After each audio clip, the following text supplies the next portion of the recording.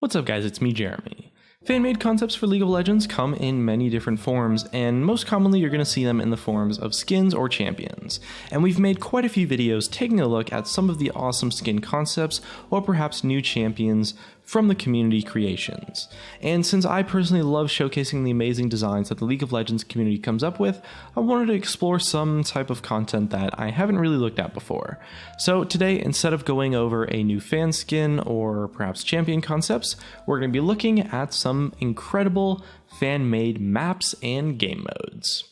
And just before we start, we have a quick message from our sponsor, Clash of Kings.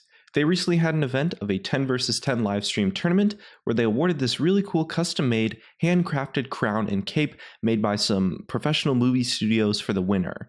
They also had event-exclusive gifts for all 20 players, and the event itself, known by the name The Savage Siege, took place in this super legit castle up in the Hollywood Hills. It was actually a really cool event, so you can definitely check that out at the description below for more details. As well, Clash of Kings is going to have a massive update soon, as well as a customized iPhone giveaway for the event, so definitely check out the website for The Savage Siege, and you can download Clash of Kings at the link in the description on Android or iOS respectively. And definitely a big thanks to them for helping support us during this time of need for YouTubers, when lots of our videos are getting hit with demonetization and there's all sorts of struggles. So big thanks to them for sponsoring us, and let's jump right into the video. Now the first concept for the video today goes by the name of the Darkin Temple, and it was designed by Daniel Duy and a group of fellow students. So the story behind this one is that the map is located just outside of a darkened city where a civil war has erupted after the emergence of the Void. The map features two sides, each with a base, one corrupted by the Void and one untouched and in its original form as a Hall of Champions. There is a nexus in each base, and the objective remains the same as Summoner's Rift. Work with your team to destroy the enemy nexus. Moving forward through the base, you'll encounter a pair of nexus turrets and an inhibitor, then one soul turret outside of the base. To the side there is a shield gate which only allies can pass through, which leads into the jungle section. This map has been expertly modeled and textured by Daniel and his friends, and it honestly looks like it could have been made by Riot themselves. The aesthetic is extremely similar to what we are used to from League of Legends, and the darkened twist on things looks just incredible. Moving down the lanes, you encounter a central arena where the majority of the fighting will likely occur, with a golden army hidden below. To the north of the central arena is the Warden area, where the team has designed their own Darken NPC that acts as sort of like a Rift Herald or Dragon. It's a neutral objective. Defeating the Warden releases the Golden Army, 3 super minions that will help you push down the enemy lane. South of the central arena is a dedicated jungle area, where you'd be able to find a number of jungle camps along with Baron Nashor's counterpart, the Primal Yordle. There are also 3 capture points dotted around this area. If you control all 3, you gain some extra vision over the jungle, release the Primal Yordle so he can be fought and defeated, and it also disables the enemy shield gate, granting you access to defeating their base. Killing a Primal Yordle would grant a buff that is comparable to Baron Nashor's. Now, in addition to designing the map and boss NPCs, the team spent a lot of time developing their own creations for use as jungle camps or just ambient creatures to add to the atmosphere. The Lava Bat and Alcat act like poros. They simply occupy the uncorrupted base and cannot be killed. On the corrupted side of the map, you'll instead find Void Moths and Lava Crabs lurking around. As for killable creatures, in addition to the Primal Yordle and the Warden, the team also created their own version of Baron Nashor with the name of Jorman Nashor.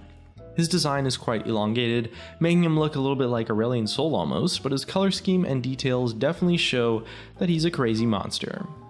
Viper Khan is the next creature concept, and he essentially looks like a dinosaur after being corrupted by the Void. And the last 2 creatures are Blade Wings and Dragon Fruit, seemingly uncorrupted beings but definitely unusual as you'd expect from a land inhabited by the Darken. From a gameplay perspective, the Darkened Temple map would operate on the same rule set as Summoner's Rift, so with 5 players on each team. However, the single lane and dedicated jungle area would put an interesting twist on the gameplay, since the teams would likely be forced into constant team fights. There's also minions as well, so we'd imagine a meta would feature 2 to 3 laners heading down lane to the arena, with the rest of the players fighting for control of the jungle. It seems like a pretty snowbally map too, thanks to the short distance you need to travel to start smashing down the enemy base after acquiring the Primal Yordle buff or gaining the assistance of the Golden Army. That means the gameplay would definitely be quite fast paced, and depending on the balance of the map, you'd probably expect to see somewhere around 15 to 20 minute games rather than the much slower pace of Summoner's Rift, which definitely makes it a pretty cool concept as a new map and a game mode for League of Legends, since it's not looking to replicate the same experience. It's trying to create something new, they're trying to do something different, something that's not the same as Summoner's Rift, and overall it's an absolutely beautiful looking piece of design, and you can tell that an absolutely just ton of work went into making sure that it looked like something that even Riot themselves would create, which is just seriously impressive. It's our next game mode and map for today, designed by Willie the Whale. Unlike the previous map, this one is actually made as an upgrade to the original 1v1 and 2v2 experience on the Howling Abyss map. Snowdown Showdown, I guess it was called back in the day. Now, unlike Howling Abyss, Willie's map features a curved design. There is still only one lane, and Willie envisions it as a platform built into the side of a mountaintop, with epic waterfalls and streams running parallel to the lane. Starting with the spawn, you'll find a nexus to be destroyed in each corner of the map. And moving down the lane, you'll encounter 3 turrets. The first acts as an inhibitor, so destruction of it will allow the nexus to be damaged. However, it will also respawn in 4 minutes, preventing the risk of just being backdoored all game. Willie also designed this turret to take 30% less damage from range attacks, as playing melee versus range in a 1v1 would give the ranged player the ability to push down your lane a lot faster, before the melee player has a chance to do all that much about it. However, once destroyed, the enemy minions gain a slight movement speed buff, so you do get some kind of benefit if you manage to finally take it down. After moving further down in the lane, you'll encounter a split path. One leads to the second turret, the other leads to a small jungle section and a jungle altar. The jungle camps are there to add some level of strategic variety. For example, if you need 100 gold, you could go kill a jungle camp, but you'd risk taking damage on a tower in the meantime, or letting your opponent push up the lanes. The jungle camps also give players in a disadvantageous matchup a way to claim some gold without the threat of being forced out of lane. The jungle altar serves as a way to counter wave clear strategies, so taking one altar grants you a movement speed buff, and taking the enemy altar grants you bonus damage to monster camps located next to that altar. Essentially, this does 2 things. Firstly, it gives you a non-combat benefit to acquiring your own altar, but it also gives you a way to push in and pressure the enemy by capturing their altar and taking the jungle camps. So this gives players a choice. They can either play it obvious, capture the altar, then the camps, or they could instead try to steal the jungle camps first. If they use the latter, they'll probably kill the camps a lot slower, but it won't give away their position in the process. In addition to the bonus camp damage, controlling both altars also grants an empowered minion buff. Essentially, this acts as the late game push assistant, giving players struggling against wave clear a way to close out the game. Moving forward, from the second turret or jungle camps, you'll find the first turret of each lane. So this turret is similar to the other 2, but with a little bit of a twist. Being near it grants a health regeneration buff. So this is a balance mechanism aiming to give melee champions a way to survive the early game in what could be an unfair matchup, hopefully allowing them to defend that first tower. So the last key feature of Ionia Falls is the temple complex, where you can find a central altar to control. It's situated in the middle of the map and is controlled similarly to the altars on the Dominion map. Controlling the altar will steer the water stream towards whichever side has control, where it will turn a water mill that will passively generate gold over time for that player.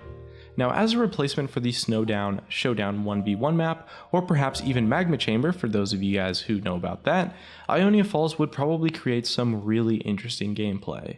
The addition of the jungle and the jungle altars and camps and stuff in particular would open up tons of new strategies, and the overall fine-tuning and balance mechanisms to the towers and just about everything else would hopefully keep matchups a lot more balanced and make it harder for the 1v1 metagame to become solved in a sense.